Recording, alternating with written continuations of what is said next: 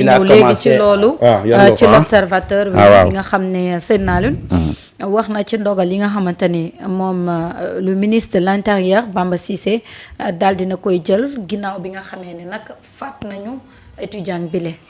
alors ginnaaw bi nga xamante ni am na ay kawo foofee ca université bu Ndakaaru moom nag journal bi xëy na ci xëtam bu njëkk xamle ndogal yi nga xamante ni moom maître Bamba Cissé mi nekk ministre de l'intérieur te war a assurer sécurité publique bi jël na ko nag mu ne les fortes décisions yi nga xamante ni moom la maître Bamba Cissé bokk na ci responsabilité du commandement des hommes sur le terrain yi nga xamante ni ñoom ñoo nekk UCAD yooyu nag dafa war a de leur fonction mu jàll di def nag liste ñi nga xamante ni moom mooy ñetti commandement yi nga xamante ni bëgg na compagnie commissariat bi bu nga xamante ni lieutenant adjoint bu police bi ko yoroon te mu jël ci ay mesures moom ministre de l'intérieur bi lee ne wax dëgg bëggatul gis kenn ku nga xamante ni dina am benn comportement bu manqué de professionnalisme foofee ca maintien de l'ordre moom nag journal bi xëy na ci dikk ci xëtam bu njëkk ci li nga xamante ni moom mooy ndogal yi maître Bamba Cissé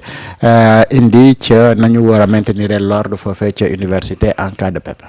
déjà ay sanctions am na ci. mbir mi am na ci ñoo xam ne.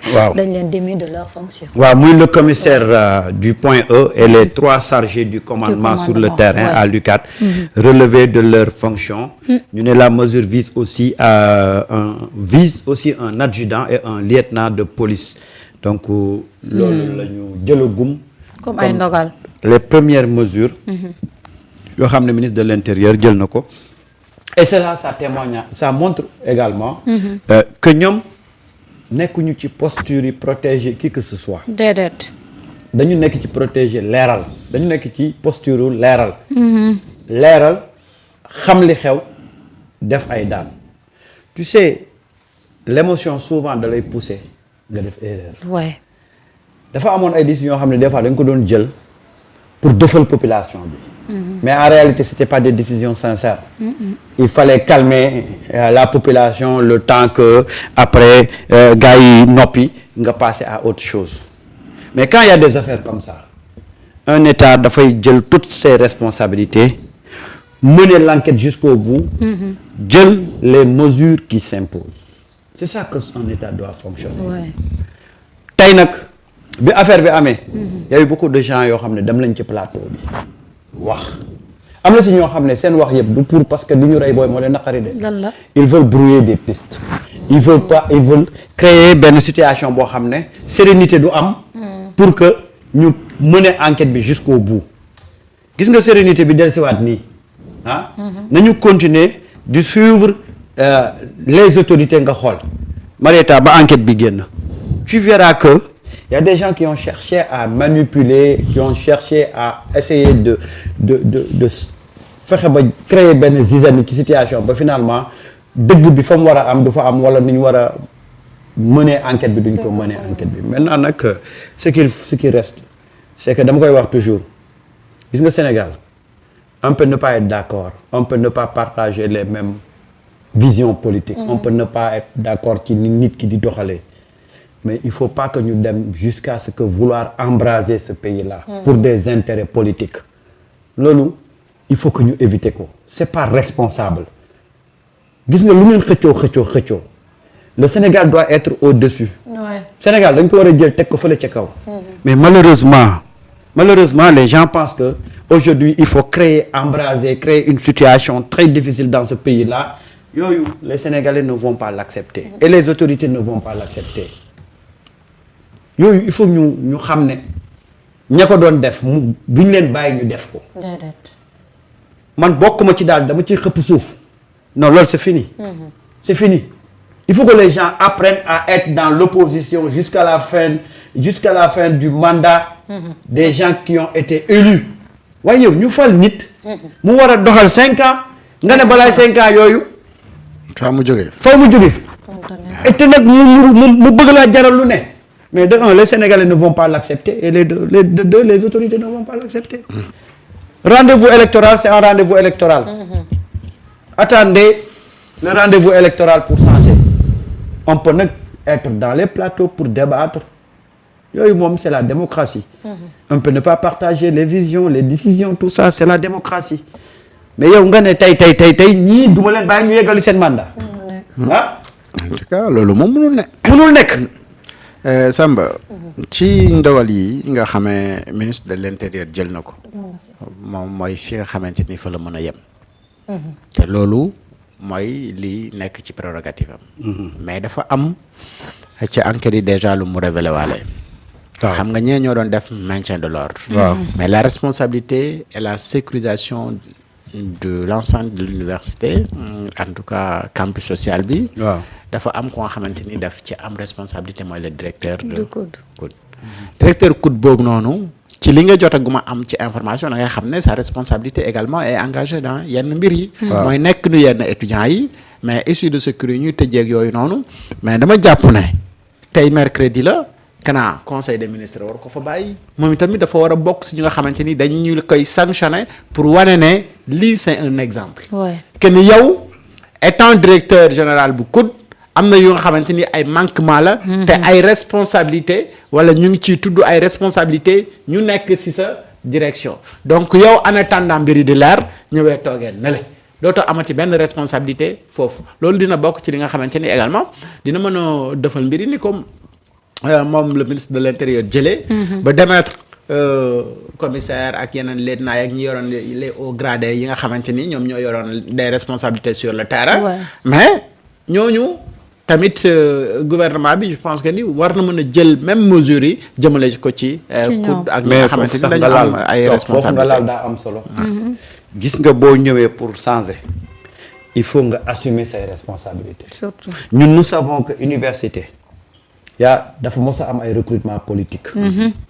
boo ñëwee da ngay assainir da ngay auditer le personnel d'abord les gens qui sont chargés de la sécurité ci biir foofu. nga auditer leen ñoom ñëpp nga xam s'il faut changer il faut changer. c'est-à-dire que université tey en dehors du problème des étudiants l'espace universitaire moom ci boppam moo posé problème. moo posé problème il faut ñu assainir l'université ñu def ko université buy répondre à son nom. mais université da ngay toog dem ci ay coins yoo xam ne. temple du savoir. waaw bu jógee temple du savoir ba nekk théâtre des bavures. mais dafay doy waar. waaw y a problème. mais top des fois sax tu te retrouves ci ay yenn zone yoo xam ne biir université da ngay fàtte ne yaa ngi université. parce que lépp décor bépp la lay offrir ba mu des temple du savoir.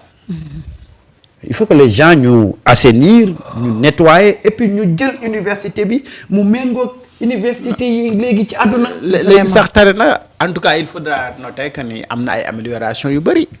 man ba may mujj université ñun bu ñu fay dëkk boo duggoon université yaa ngi mel ni ku nekk marché Colobane. waaw mais léegi nag sax am na benn xar-xaram bu yees mais xar-xaram boobu dafa war a wéy c'est-à-dire mu répondre aux normes des universités yi nekk ci àdduna yëpp. xam ne fii dañ fi ñëw pour sàkku si xam-xam ginnaaw boo demee sàkku si xam-xam campus social bi ngay war a nekk dafa am benn calme ak benn sérénité également bu fa war a am. loolu dafa am solo de. mais nos universités nag laisser aller ñaata nit ñoo nekk université ñoo xamante ni wax dëgg fa nax yàlla bokkuñu université mais ñoom ñoo yore kuréel yi ñooy doxal yenn yi ñooy. c'est-à-dire li nekk biir université loolu nag kenn rek moo ci mën a dimbale ñëpp. muy directeur général bu COUD. kese. moom moo war a régler loolu parce que loolu lañ ko dénk. léegi bu fekkee ni nag lañ ko dénk régler wul ko ba mu mel nii mais y a un problème. ouais. parce que xam nga ñu ngi lay wax ne moom auditionné nañ ko sax ci 8 millions yu nga xamante ni. jox na ko amicale yi pour ñu organiser foofu ay fan zone. mais directeur général étudiants yi du ñu organiser dara pour yow. yow yaa war a organiser pour ñoom. ñoom dañu war a ñëw ana xaalis boobu nga jël. jox ko étudiants yi lan moo ko sabab te ñii ñu jàpp ni pratiquement mooy président amical yeeg ay lii ñi doon def sabotage yooyu noonu xaalis boobu est-ce que réellement daf leen service parce que bu fekkee ni yow COUD mënoo organiser yow sa bopp ay fan zone ci biir université bi mais naka la ko amical yi mën a organiser donc loolu comme ay enquête la yu nekk en cours et loolu moom mooy xibaar yi ñu jot après on verra lan moom moo ci responsabilité mais buy sanction di am ni ko ministre de l'intérieur dafay jëmale ko ci ñi mu yëlif jàpp naa ne kii yëlif moom i tamit directeur COUD war na jël ay sanctions jëmale ko ci moom vraiment parce que la yóbbu commissaire ba waru ko fa bàyyi man loolu sama xalaatu bopp la dem docteur ñu nga laa nuyu Ndeye waaw non li nga wax nii mooy loolu c'est-à-dire que kilifa gi Ndeye nga baal ma de sama gis-gis rek la bu doon mais li nga gis nii sax loolu rek laay waaw mais loolu nga gis parce que am na ci part de responsabilité. waaw mais man directeur COUD bi laa wax de waxuma la yow docteur Ndeye xam nga yaay nekk directeur COUD bi nag yaa moom mais li nga wax nii ma topp di nga ci bëri ñoo xam ne yéen a partagé avis boobu xam nga Ousmane Sonko dafa am lu mu wax que chacun prenne ses responsabilités mu jeex bu ñu la confier direction confier la benn entité il faut prendre tes responsabilités mais malheureusement da ngay ñëw mais nekk ci di layam yi ba problème am ñu bëgg a jël problème bi di ko déférer non dafa am part de responsabilité ci mbir mi am wallaay dëgg la Assamba parce que ku ci nekk da ngay ñëw ñun c'est-à-dire que les Sénégalais dañ leen jaay changement rupture il faut que cette rupture là soit actée à tous les niveaux bien sûr. tey université yi mais boo xoolee dans les pays développés mais dans les universités il y a ce qu'on appelle les polices universitaires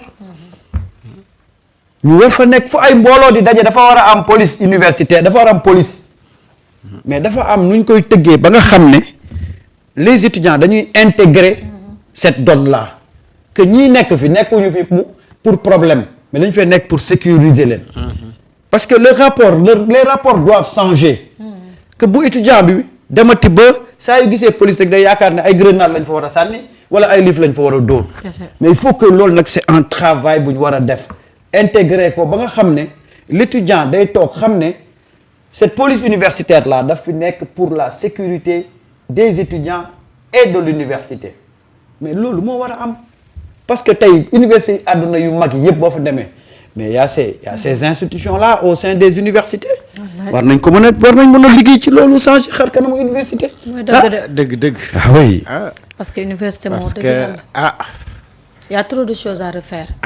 mais nag xam nga bëgg mu baax moo tax ñu jël ab direction lëmm dénk ko nit jox ko ay budget yi moyen ne ko liggéeyee ko kooku nag bu amee ay rëq-rëq moom moo war a rendre compte moom moo chargé recruter comme nii Samba di ko wax am na ñoo xamante ni dañ leen recruter université ne sécurité la ñuy def ci biir université ba xam nga ni police di intervenir pour def maintien de l'ordre mais moom itamit dafa am budget moo xamante ni pour sécurité la am budget pour nangam léegi ana ñan la recruter ci yan anam la leen recruter lan mooy liggéeyam lu tax université bi lii ak lii bi am ci mais monsieur le directeur général moom rek moom moo ci mën a joxe ay tontu. absolument man day wax dëgg bu fekkoon ci man rek la des.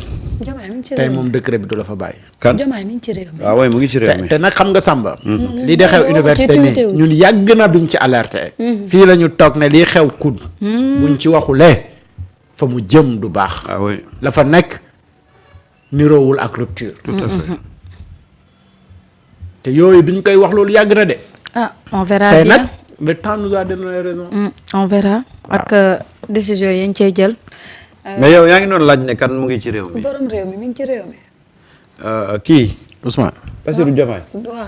président de la République pourtant nag mu ngi ci réew mi de et il est en train de faire enfin je veux dire il est en train de poser des actes yu am solo. dama ko déggatul fenn. démb rek ñu ngi doon poser pose première pierre école de formation du barreau à Diamniadio. macha allah.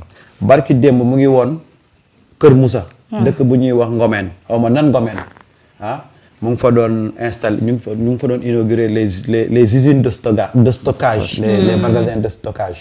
Kër Moussa mooy à côté dans la région de Thiès. voilà donc il est en train de poser des actes. damay laajte rek dama ko gëj a dégg. waaw man nag dama koy suivre.